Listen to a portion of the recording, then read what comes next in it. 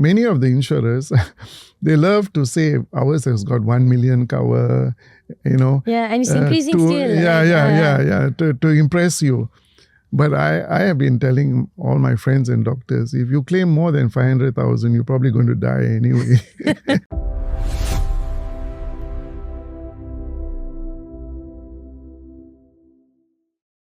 Hi everyone and welcome to InsuredSpeaks. I'm Shankari, co-founder of InsuredSpeaks and your host today. Just a quick intro for our first-time audience. InsuredSpeaks is a Malaysian startup where we aim to provide health insurance clarity and transparency through our review and rating platform. So if you have any claim experiences that you want to share with the community, please head to our website in the link below and share your story with us today. In this podcast series, we bring together experts across the healthcare and insurance industry to have real conversations about one thing that actually affects all of us, health insurance. In our previous episode, The Next Chapter for Malaysia's Health Insurance, we had the privilege of having Ms. Renu Baller as our guest speaker, where we talk about the current health insurance industry, shifting healthcare needs, and the importance of insurance education about health insurance and policy clarity. If you haven't checked it out, please do check us out on our YouTube channel. Now, moving on with our today's show. Today, we are going to talk about a very hot buzzing topic that everyone has been talking about the past few weeks, the Base Medical Insurance Takaful Plan. The white paper has been published and we have a very special guest speaker that is here to talk about that with us today. In today's episode, The Case for a National Base Plan and Health Fund, we are honored to be joined by Professor Dr. John George.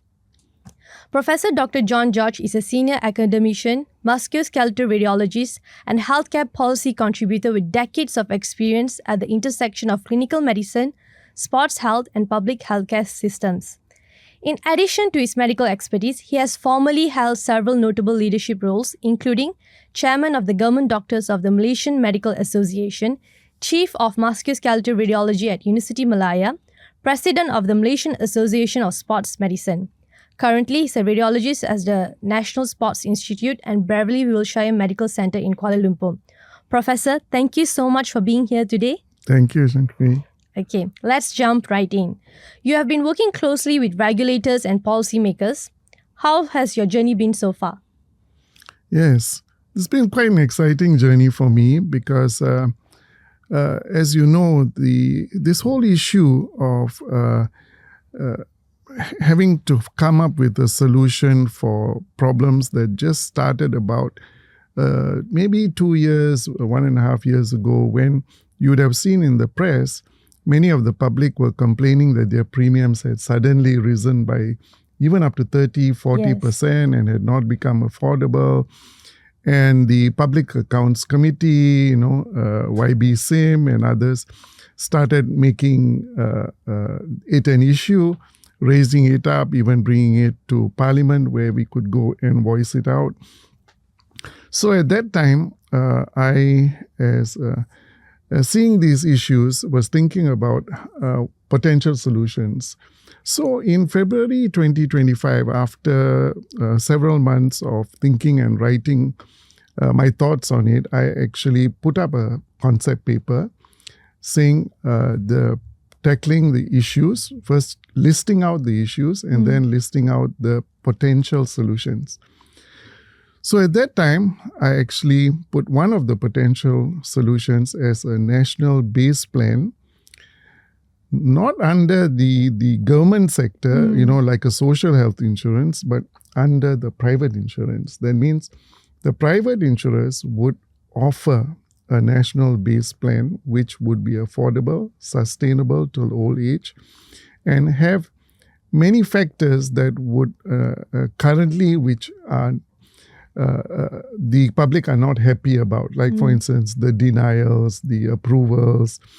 So it had to look at all these areas as well. So I proposed that, and interestingly, the BNM and insurers announced that they had been also, I think, thinking about something like this, and that they would be coming up with a national base plan insurance. So it was like in tandem, I don't take all credit for it. I think they It was were happening at the right it time. was happening at the right time, and Yes. everything was coming together. Yeah. So what happened was the MMA has a committee in which the KKM decided that for this insurance, one of the problems is overcharging by the hospitals. So in this base plan, there must be fixed charges for the conditions under what they call disease-related groups, or DRG. So with DRG, if you have appendix, there will be a fixed payment for the certain number of days of stay, whatever, and that's it. So that way, there would be cost control.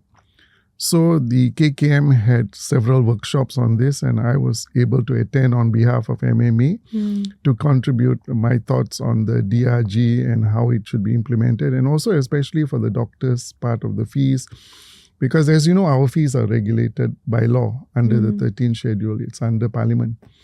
So we doctors want the fees in the DRG to be according to the stated fee schedule and not just randomly chosen by them. So my role there was more to, I suppose, in a way, ensure that the DRGs followed the regulations. Okay. But of course, being there, I didn't just stick to that. I gave my opinions on, for instance, how to do the costing. So it's been good in that way that I've been able to contribute to this national base plan with some ideas. And currently, the Bank Negara and others are asking my advice on how to roll it out. So that is something I've been doing in the last few months. Yeah. That's amazing. Yeah. A lot of things has been done, and the white paper has just been published as well. Okay, maybe for some of us, there might be confusion, like what is a national base plan? Who is it for? What problem is it meant to solve? Yeah, so as I think I kind of elucidated just now a little bit about it, that it is meant to solve the problem of the rising premium load.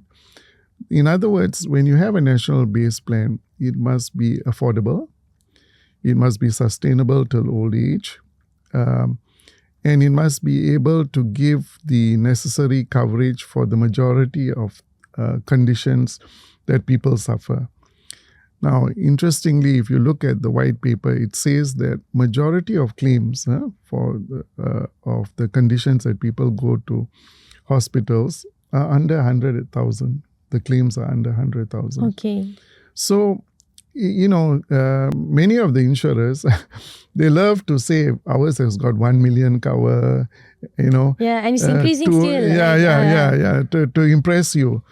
But I have been telling all my friends and doctors, if you claim more than 500,000, you're probably going to die anyway.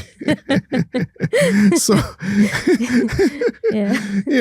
honestly, because that is like, it's a lot of money to pay. You probably be in ICU and things like that. So this is unnecessary, and that's where the BNM, I'm sorry to make a joke about it, but this is where BNM is being practical. They're saying the truth is, for most of the conditions, 100,000, 150, even 300,000, more than sufficient. So why give all these additional things and then include, so try to reduce the investment component, reduce the life insurance component, or keep it separate. And that's what the National Base Plan is doing. It's taking out the other unnecessary components, going straight for what you need.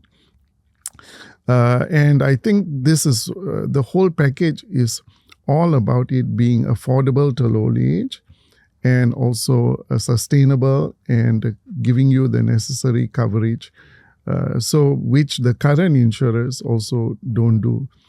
The current insurers also currently, they have a lot of exclusions, like for those with NCDs, hypertension, diabetes and all that. So that also needs to be looked at. So those with stable NCDs, whether they can be covered, because their blood pressure is normal for years under medication. So technically they are normal. Diabetes control, HbA1c is normal, cholesterol normal for years. So why would you want to penalize them? Because actually their NCDs are controlled. So they should be able to get the insurance at the same or maybe slightly more than the premiums in the plan. Yeah. So these are some of the factors. That's amazing. Yeah. That means even people that previously had pre-existing conditions will be actually able to afford this medical plan. They will be. Well, at the moment, I'm talking about the NCDs. The NCDs. Yeah, because it's a bit more difficult when you talk about cancer, stage 4, okay, yes. chemotherapy, stage 4, and all that. So I have a feeling that maybe they will start off the plan maybe with things that they can cover, like NCDs, which are stable. And then they'd have to consider the other conditions maybe later. That's amazing. But that depends on them. I have no idea at what level they will cover.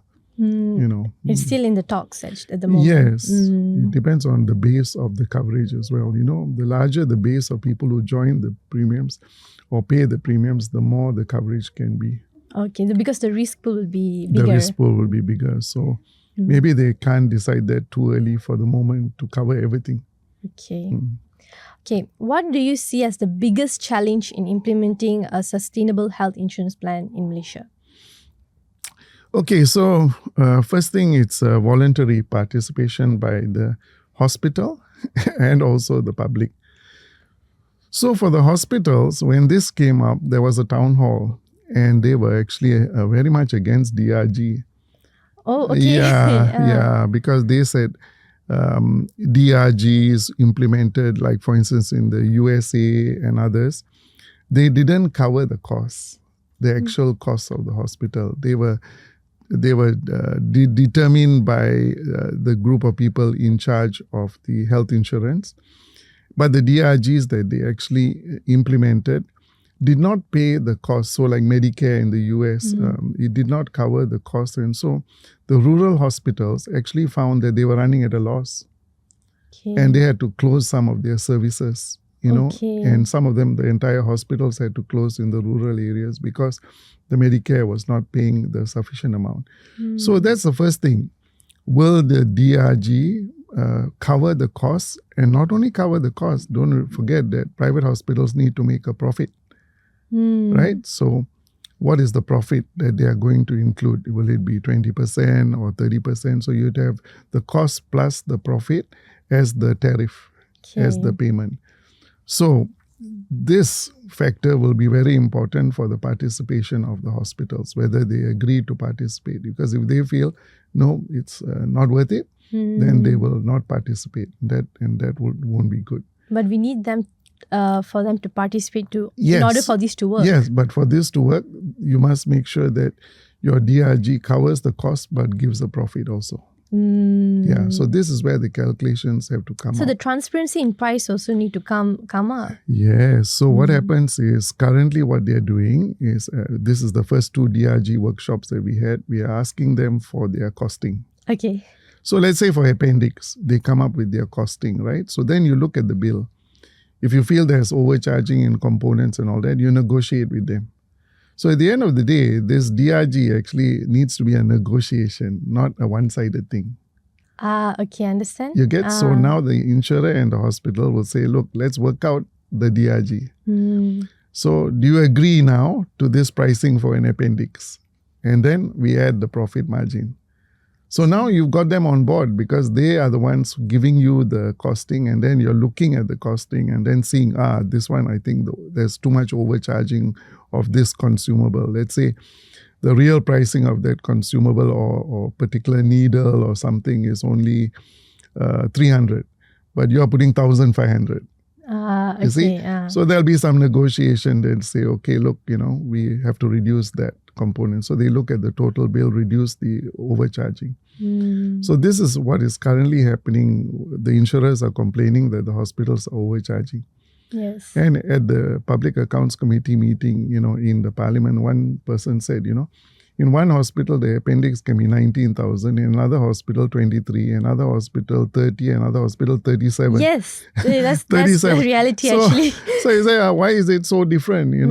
So it has to be. So the idea here is to standardize the charges with working with the hospitals. Now, if they do that, then there will be success. The hospitals will accept it because it's a negotiation, not one-sided telling you this is how much we are paying you. And if they agree, they will go into the network of hospitals under the plan. Okay. So each hospital, so don't forget that there is something called an adjustment factor. So after the mean DRG is worked out, if your hospital happens to be a 5-star hospital with a lot of overhead, an adjustment factor can be added to the mean DRG for your hospital to make sure that you have a profit. Okay. Because at the end of the day, this is not a free service. It is a service with a profit. Because these hospitals are private hospitals, they have shareholders and they expect a certain amount of profit. But the profit will be controlled. Yeah. Okay. That's actually one of the things we have to think about on how they're going to successfully make this work. Yeah. Now from the public side, you are seeing the challenges. The public side is what will be the inclusions and exclusions. Okay. Yes. And the premium. And the premium price. And the premium price. How will this affect taking into account the exclusions as well? Correct. If they have, yes. Correct. Okay. So it depends on what they offer as well, whether it's attractive to them to join the scheme. Yeah. Okay. There's also some talk about the National Health Fund, Tabung Kesihatan Negara. Okay, what is this about and how is this different from the National MHIT plan? Okay, so the National MHIT is all about a person who wants to take up a private insurance, go to a private hospital. Okay. Now, the Tabung has been announced, but actually what it will cover has not really been announced. You know what I mean? So, in my concept paper, what I've written about the Tabung is the coverage of consumables and things provided by KKM where the public have to pay for it.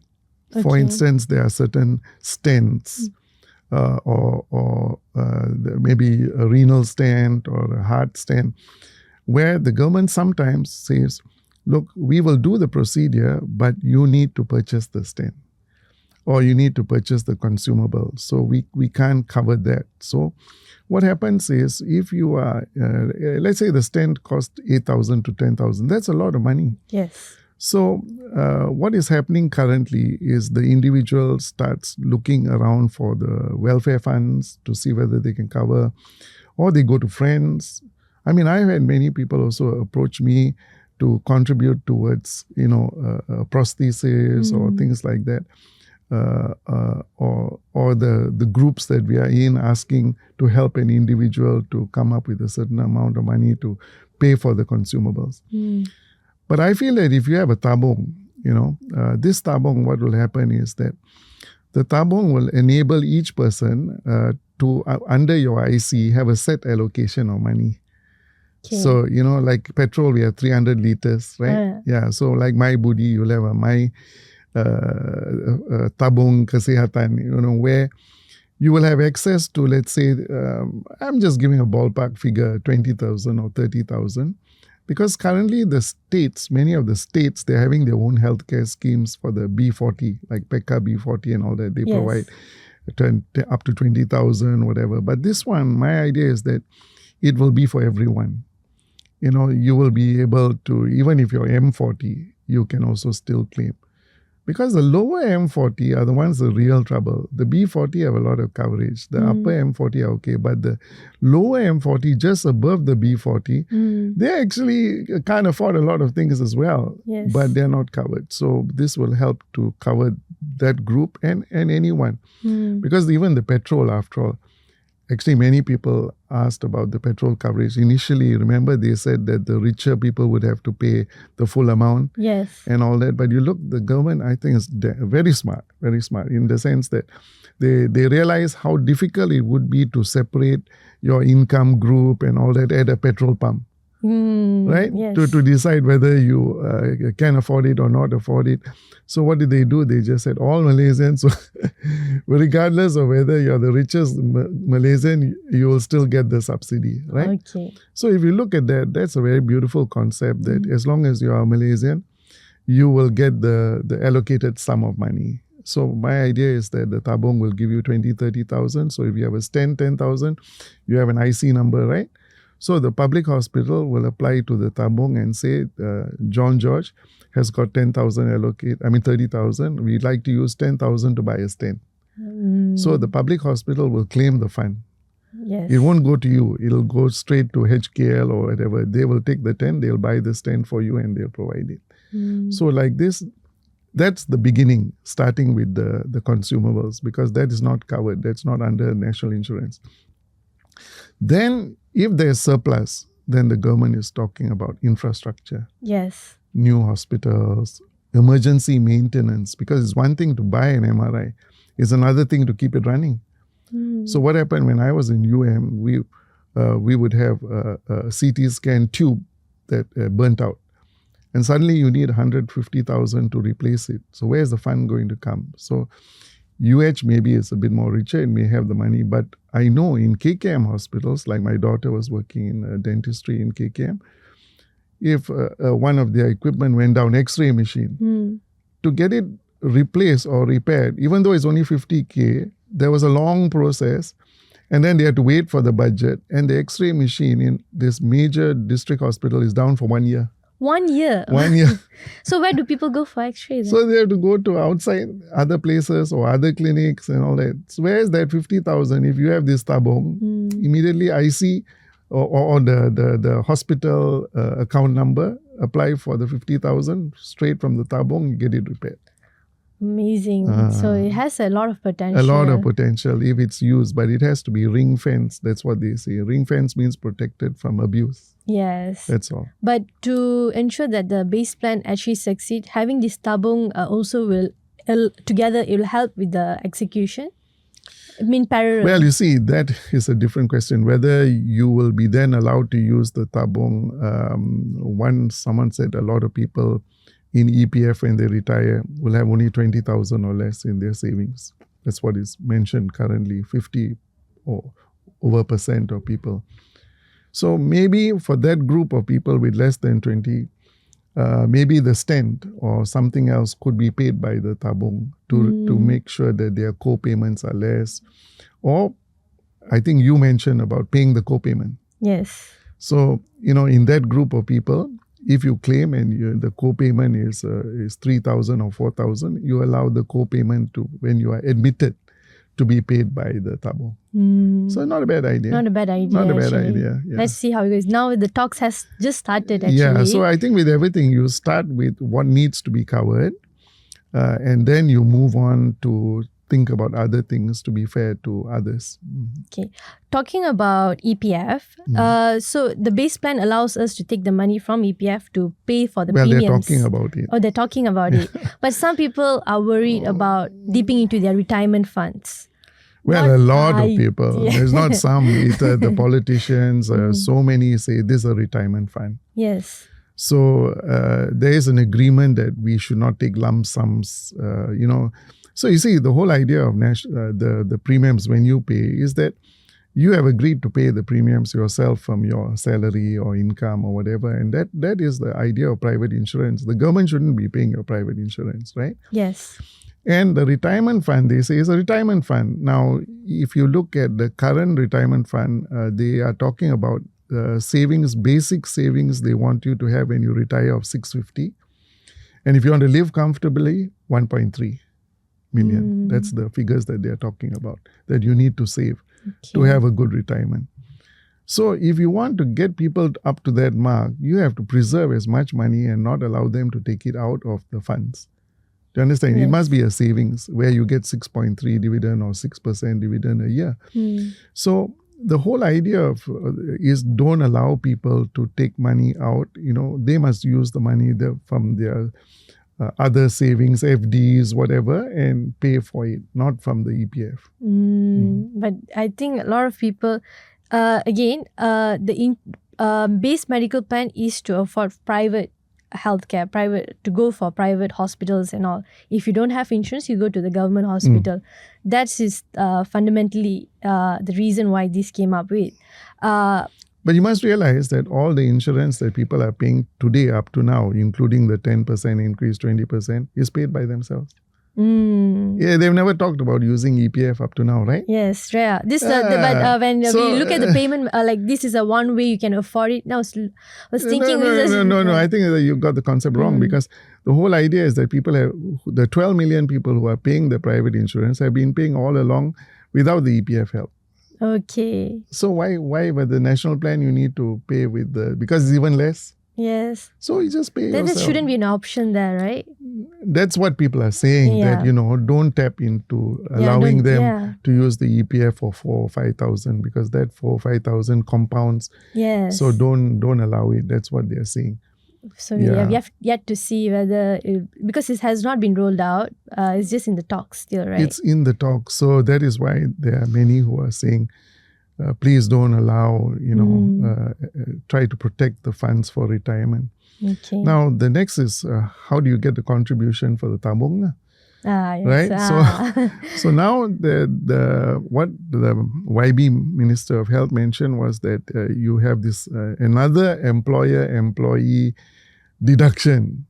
Whoa, now it's not very popular with a lot of people. As it is, you already have got your EPF, and then you've got SOXO and everything. So I feel that is the wrong way to go. I don't think you want to have another employer-employee. I don't think he's speaking to everyone about it yet. I think it's just something he mentioned, but he said, I'm not sure yet.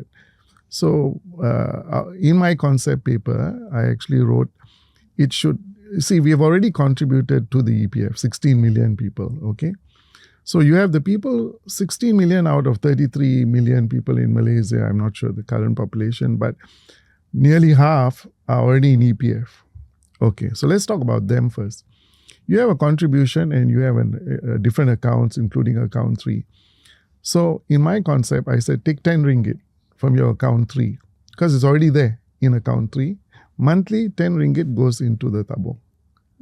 Okay. Okay, now 16 million people is 160 million ringgit per month. Okay, yes. How many MRIs that can buy? How many stents it can buy? Everything. Because not everybody is claiming every year, right? Yes. So that's a lot of money. Now, in 1 year, 660 is over 3 billion into the account. Now, for the rest, he mentioned sin tax, like tobacco tax and all that, to add funds into the tabung healthcare.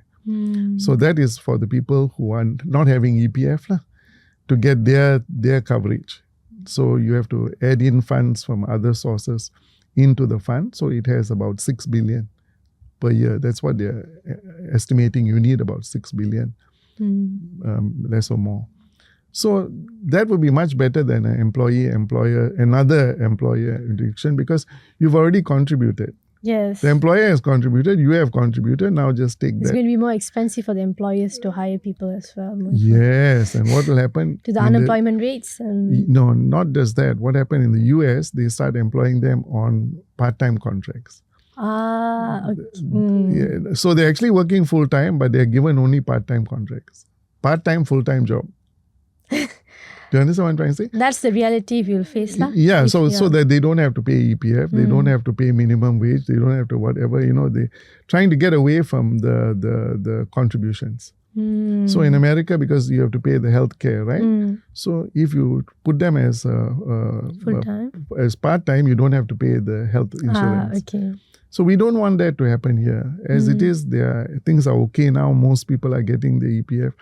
Don't add additional burdens to them. And then imagine the paperwork. The paperwork for this other contribution, getting people the employer to pay it and to contribute it. That's another thing, to get the employers to pay for it. So make it less complicated by just taking what is already available. Yes. It doesn't have, because you don't see it, because it's already in the fund. Yes. Right? So every month, they'll take 10 ringgit. What is 10 ringgit? One nasi kanda meal, that's all, right? Yeah. And you don't even notice it. Yeah. Because it's already just taken directly from your funds and into. But what happens is, for that 10 ringgit, you're getting 30,000 allocation under your IC to buy the stand, to buy the various things, the consumables.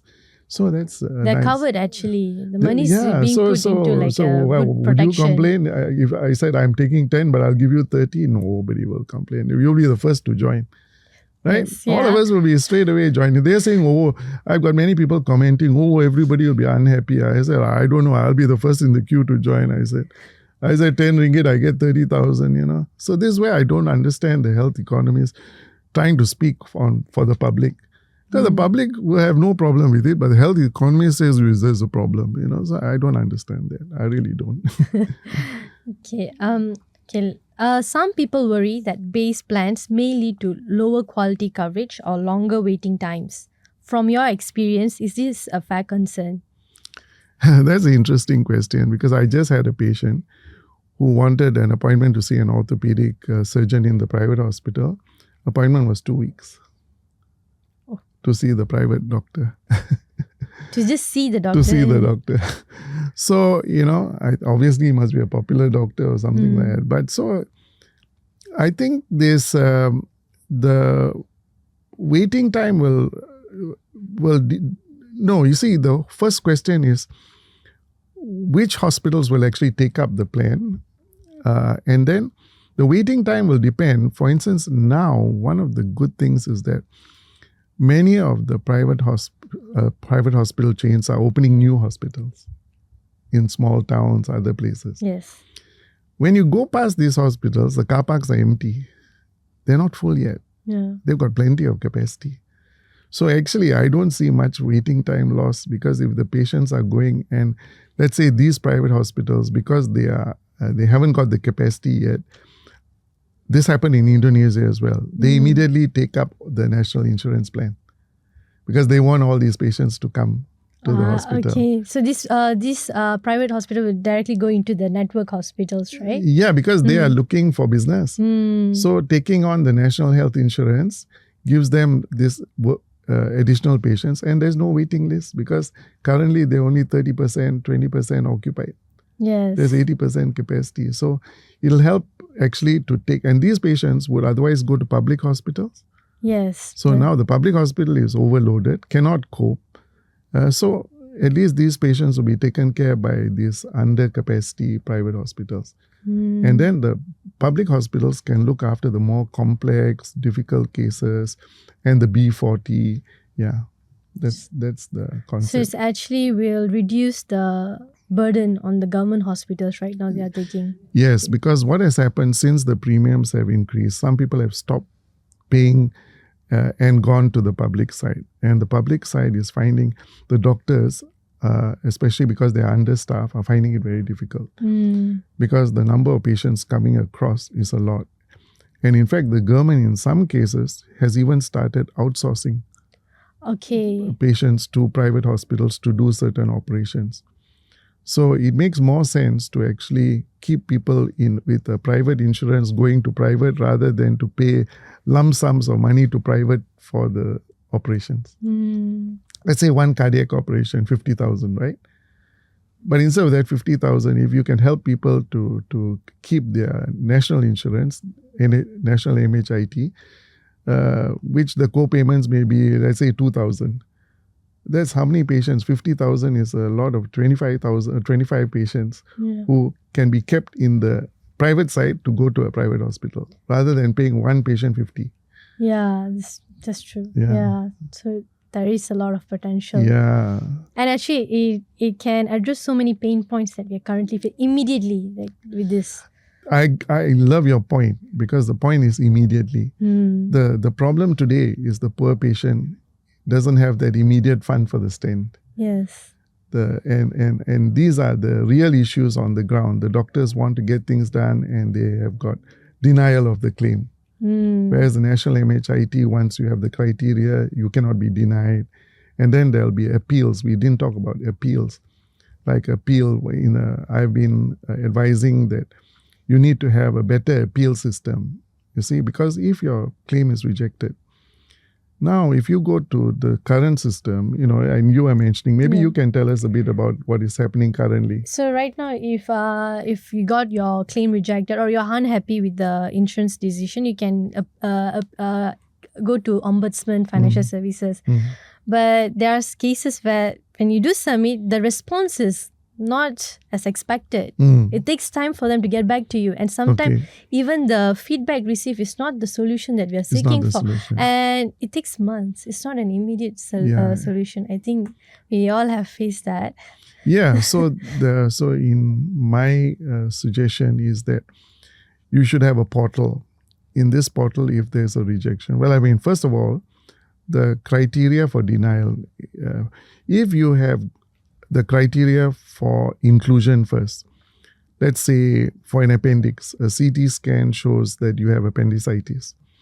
Then there's no question about denial. You understand? Because you have the condition. So the criteria for inclusion must be, if it is fulfilled, there's no denial. That's the first one. Next, there's some reason for denial. First thing is there must be a portal. The portal allows the doctor and the patient to appeal to the insurance doctor first, not the staff. Okay. Because many of the denials in the insurers are done by staff, not by doctors. They decide. The random staff will decide deny or not deny. So it goes to the doctor. The doctor has 1 week to reply whether the claim can be approved or not. Now, if the doctor still denies, then it has to go to a third party. I'm recommending a 3-man party. Okay. A retired doctor in that specialty, an insured retired person, and maybe a lay person. Okay. And they make a decision within another 2 weeks and say, okay, we agree with the rejection or we don't agree with the rejection. And 2 out of 3, if you get the decision, then within 3 weeks you have a decision. That would be amazing if that happens. Yeah, so that's what I've suggested. Because what they are suggesting now is a grievance committee. But the grievance committee, the doctors and the people are busy working people. Already busy enough with what they have. They cannot cope with the amount of denials. It needs to be given out to small subcommittees and with specialists in that subcommittee. So it's a ENT problem. It goes to a retired ENT specialist who can then make a proper decision. And they'll have time to look into these cases. Because they are retired. Yeah. And maybe they get a small payment for each case they do, something like that. Yeah. That's my recommendation, to make it faster. Yes. Because at the moment it's not being solved. It's not efficient. It's not efficient. The financial ombudsman is not the answer. Yeah. Okay. We hope that suggestion will be taken into consideration. Yeah. Okay. Okay, let's. I'm going to steer this conversation slightly in a different direction. If Malaysia does nothing, there's no base plan, no health fund, how would our healthcare looks like in 10 years? It's already happening. So what happens, all those who can't afford the premiums currently or are getting denial of their claims are moving to the public side. The public side, the government is not putting in the funds required to increase the infrastructure and the staffing. They are not able to get more staffing for various reasons. As you know, the pay in private versus the pay in the public sector. So what happens is you're going to have this problem of these patients from the private insurance going to the public, which cannot cope.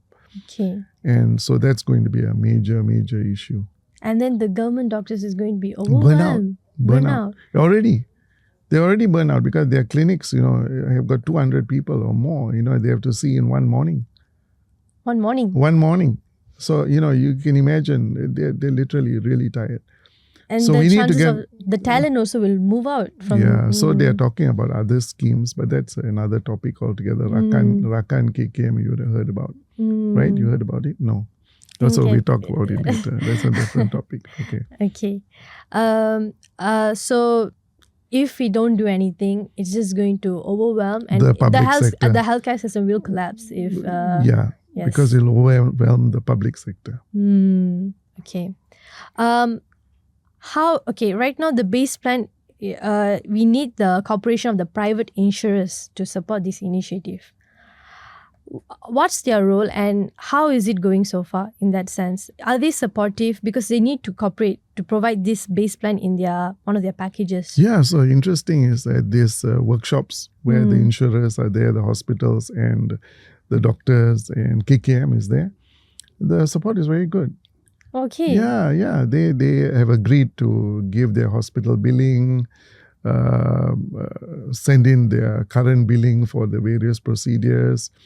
Yeah, they're actually working very well because they want, you know why? Because they have a self-interest to make sure that the costing is correct.